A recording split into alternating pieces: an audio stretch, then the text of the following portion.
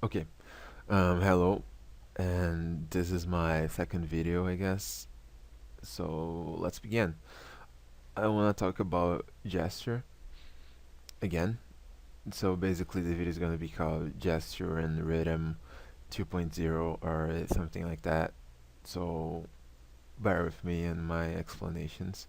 And I'm actually doing this because I saw that there were actually people interested in the last video, which was very weird.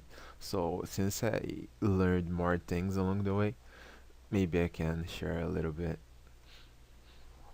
So okay, basically we're gonna be building on the same concept of the last time, and nothing really changed. Basically, it's still the same thing about the transition. So yeah, that's about it. I think that my explanation last time was kind of sketchy, but I don't know a better way to do it at this moment. So let's go. Here I did some pre drawings, let's call it, some pre gestures before I started recording because I thought it was gonna be better because I would probably struggle a little bit while trying to talk and basically draw. So these are from imagination, done really quickly with no concerns, and I kind of want to talk about how gesture is not about the, how can I put it, the action curve, the action line, how usually people say it. I'm gonna show some examples as well so we can maybe talk a little bit and discuss about it. So yeah, here let's say you could probably say that the action curve is probably something like this, but actually it wasn't done like that, not at all. Or this, I don't know how kind of crazy action line you would put there, or this. But actually, when you kind of try to do stuff like in one stroke, it will always be a problem depending on how well we can actually draw. Because when you place out something like that, you kind of have to assume a lot of things, and usually your line, you're not really thinking about your line. You're not going, okay, really slowly. Okay, this is the leg. Okay, now I'm hitting the pelvis. Now I am in the belly button. Now I am in the pit of the neck, and now it's the head. You're never thinking about like that. You're just going in a sweep, and then if you're doing things traditionally, it's usually just one stroke. There is no control Z. There's a really better way and more controlled way to get the gesture that you want, and basically that is the viewpoint method, which is the transition that I talked about last time. In translation, let me just do a quick little thing here. So basically, transition one line to another, and you basically just keep going down, and you get whatever you want to get. So let's go back to the ones I did, where I was actually using my brain. So yeah, basically we come to this point, and you actually use your transitioning and you get your gesture. But also another thing that you kind of have to think about is that gesture is not just about lines. It's not about making flat, like drawing flat lines on the paper, because if you see this gesture, for example, it was done with the concept of transition in mind, but actually it's more about volumes. If you see here, this is kind of the rib cage, and then you have the pelvis. I'm sorry, here, and then you have the leg going down here. But it's actually thought about volume because it's in perspective.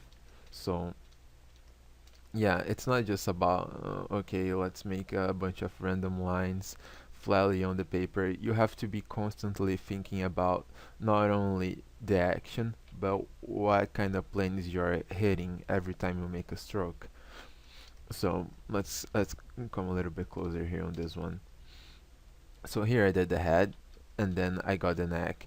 And when I got at this point, I already started thinking about the basically the volume of the gesture and the figure.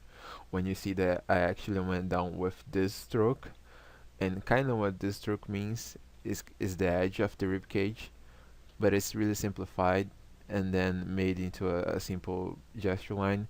And then this is the spine going here in the middle, but at the same time that it's the spine and it's the movement, it's actually suggesting a plane alongside with this ellipse. That is, this is actually going like this, and this is a surface. As we'll say, it basically goes over the surface. And anyways, after that, I came here, and then I went here because I wanted to establish the other part of the rib cage, and also continue with the movement back. Here, here, here, making the eye travel. So here I did the stroke, and then I got back here, and then when I got at this part here, I did not want only to continue with the gesture. I actually wanted to kind of, how can I put it, mm, structure the butt and kind of divide it. So at the same time that I got this line here to make the eye travel here, here, and then go down. I put it in a way that it was establishing the volume of this butt cheek, you know, and going down here on the leg. So basically, you always are not only thinking about movement, but you're thinking about the volume and what your lines are actually establishing. Because if you're working with a unforgiving media, you cannot just keep, you know, a lot of lines on the top of the other, and then like, oh, this is only the gesture, oh, this is only the structure, oh, this is only the anatomy, and just keep adding on top of that. You're always thinking about everything at the same time, kind of, once you get the hang of it, of course. And yeah, bringing back to that anatomy, of course, you actually have to use anatomy when you're doing gesture lines as well, if you want to use this method to an extent. Um, Execution, let's put it that way. Here, for example, I wanted to put a line that was also going the same direction and then pulling back here, you know, to keep the flowing. But at the same time, I wanted to do a suggestion for the scapula. And with the suggestion, I could actually locate the arm and then bring here the lines where I was basically traveling and establishing the gesture of the arm going back there. So you're always not only thinking about the gesture and volume, you thinking about the anatomy. And one thing that is kind of good about anatomy and gesture is that usually your muscles, they're connected in such a way that you can actually pick and choose to see what you want to use for a gesture. So let me try to make an example here. Let's see. You have a simple cylinder here, and let's say that this is the deltoid, and this is an arm, really bad one. Anyways, and then when you come down here, you could just do this and say and call that a day, but you could actually use the muscle that start here and then pushes here, and then you could use the one that comes this way, and then again you're making the eye travel, so you're basically using your gesture as an smart way to establish your I'm sorry, you're using your anatomy in a smart way to establish your gesture. Okay, so that's kind of about it. Then I want to talk about this point. It's a lot of thing, and I had no script, but whatever. And now I have a couple other things here about me basically pushing. And I'm sorry, I'm a little bit sick. Uh, and yeah, okay. So basically here I have this gesture where I kind of developed it a little bit further. I went on ahead. I did this a couple months ago, I think.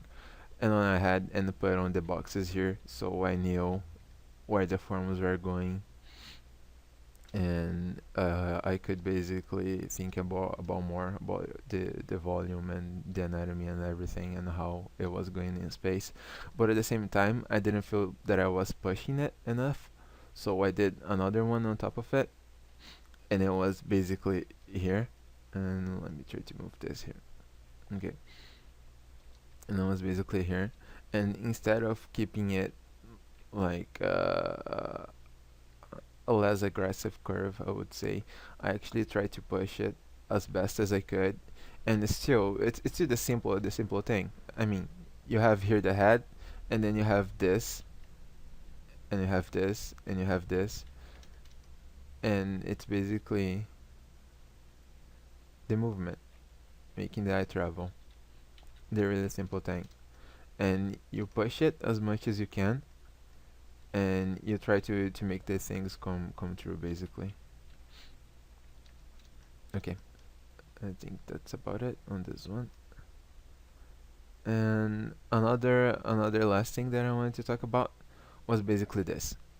Okay, so this is a complete mess, a disgusting mess, and I was basically doing stuff like this when I was doing it. For some reason, I was like, okay, let's do this, and then come here, and okay. So I was doing it like that. And the last thing that I wanted to talk about, even though it kind of goes against some of the things I said, is that your way of seeing movement is your own, basically. The way that you see movement and you perceive it and you put it on the paper is only yours.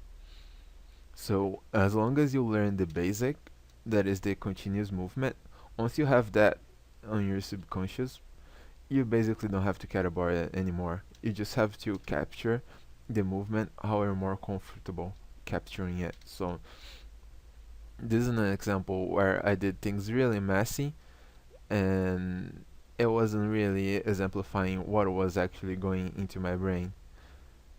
And you kind of see this a lot with animators, and not only animators but just a lot of artists in general.